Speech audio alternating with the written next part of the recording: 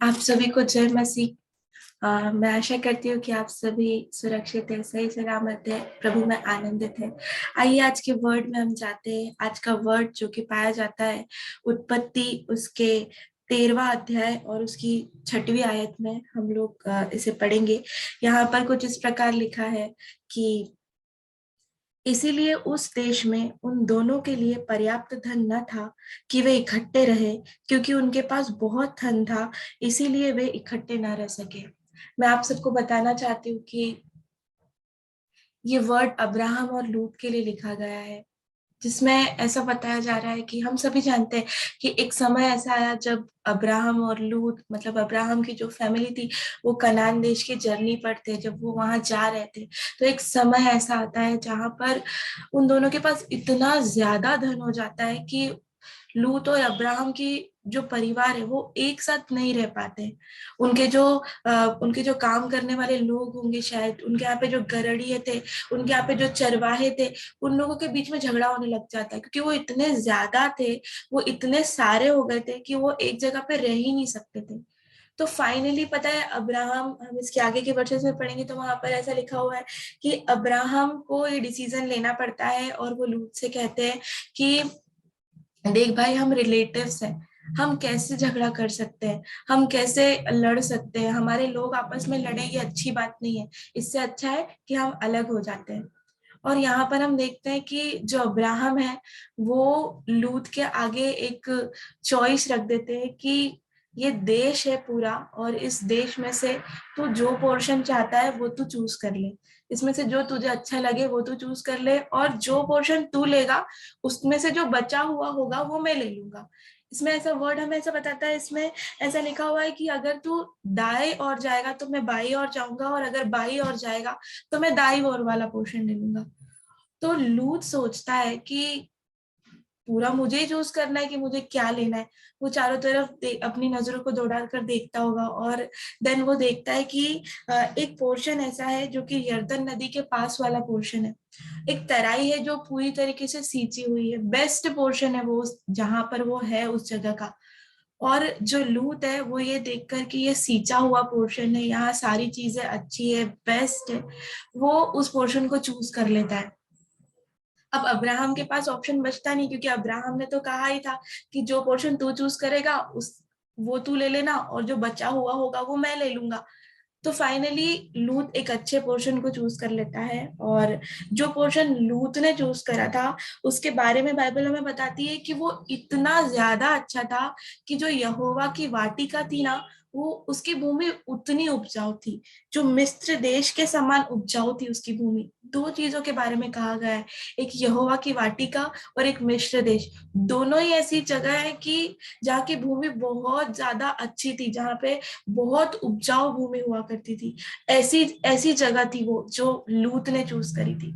यानी उस देश का बेस्ट पार्ट लूत ने चूज कर लिया था, और जो बचा हुआ था वो अब्राहम ने चूज करा, और अब्राहम उस जगह में रहने लगा। अ, इस वर्ड से प्रभु ने मुझसे कुछ ऐसे बात करी, और लिटरली मुझे लगता है कि ये बात हम सबके जीवन में होना बहुत जरूरी है, जो कि आज का टॉपिक है हमारे वर्ड का, कि वास्तव में हमारा भोलापन परमेश्वर को भाता है।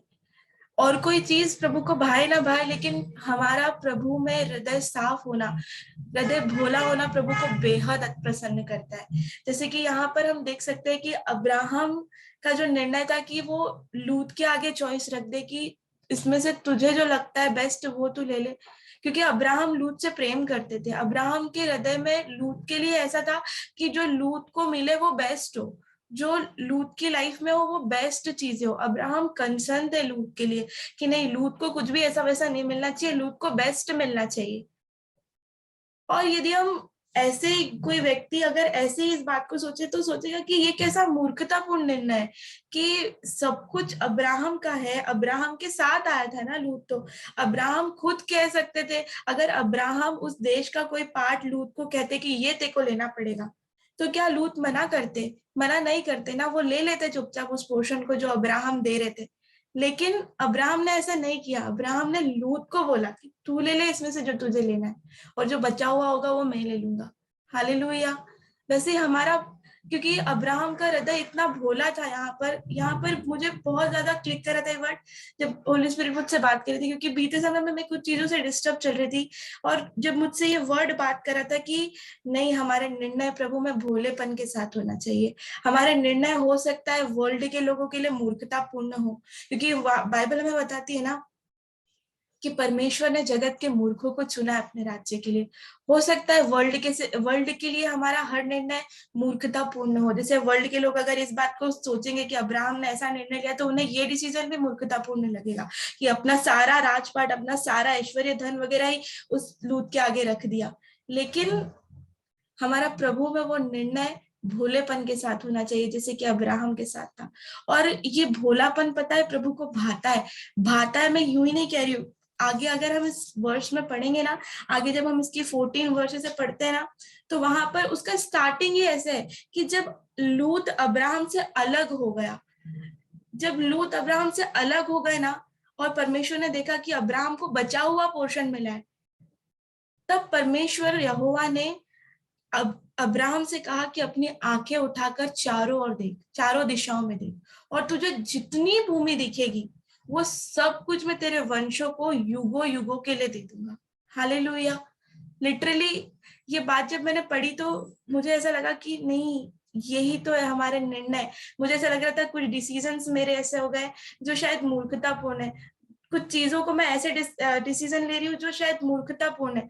मुझे सब तरफ से ऐसा वो मिल रहा था कि नहीं, ये कैसा, कुछ तो भी बात तूने डिसाइड कर ली है, तो कैसे सोच सकती है ऐसा। लेकिन लिटरली हमारा प्रभु में, जब हम प्रभु का आत्मा हमें चलाता है ना, तो वो हमें बताता है कि हमें क्या करना है, हमारा डिसीजन सही है कि नहीं। और जब मुझे वो डिसीजन, जब मैं प्रभु की ओर से देख रही थी ना, तो मुझे वो सही लग रहे थे। नहीं, मैं सही कर रही हूँ, नहीं, मैं सही कर रही हूँ। मुझे एक भी बार होली स्पिरिट ने ये नहीं कहा कि नहीं, ये चीज गलत है, लेकिन हमेशा मुझे यही सिग्नल मिला कि नहीं, ये सही है, ये सही है, ये सही है।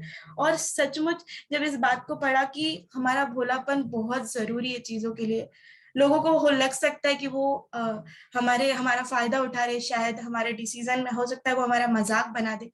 लेकिन यहाँ पर जैसे अब्राहम ने अपने हृदय की सुनी, अपने प्रभु के आत्मा की सुनी, प्रभु की ओर से डिसीजन को सुना कि नहीं, उसे लूत के आगे चॉइस रख देना चाहिए।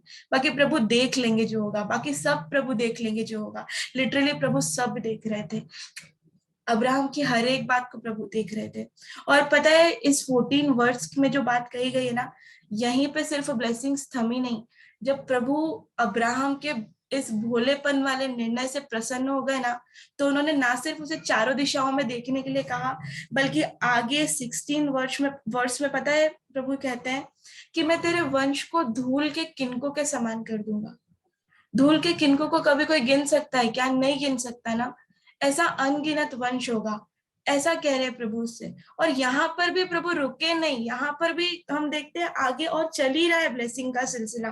प्रभु 17 वर्ष में उससे कहते हैं, उठ और जिस देश में है तू, उस देश को लंबाई और चौड़ाई में चलना प्रारंभ कर। तो जितना चलेगा वो भूमि भी मैं तुझे दे दूंगा। हालेलुया। लिटरली वो वाली प्रभु ने जब देखा कि इसने वो चूज कर लिया, इसने मेरे अकॉर्डिंग निर्णय लिया, इसने भोलेपन के साथ लिया है निर्णय को, तो इसका भोलापन, अब मैं इसे रिवॉर्ड देता हूँ, अब मैं इसे ब्लेस करता हूँ। और लिटरली अब्राहम के इस भोलेपन ने प्रभु को प्रसन्न कर दिया, और प्रभु ने फिर उसे ब्लेस करना चालू करा। और लिटरली ये ब्लेसिंग्स बहुत बड़ी थी, बहुत बड़ी थी, इस वर्ल्ड से बहुत बड़ी थी।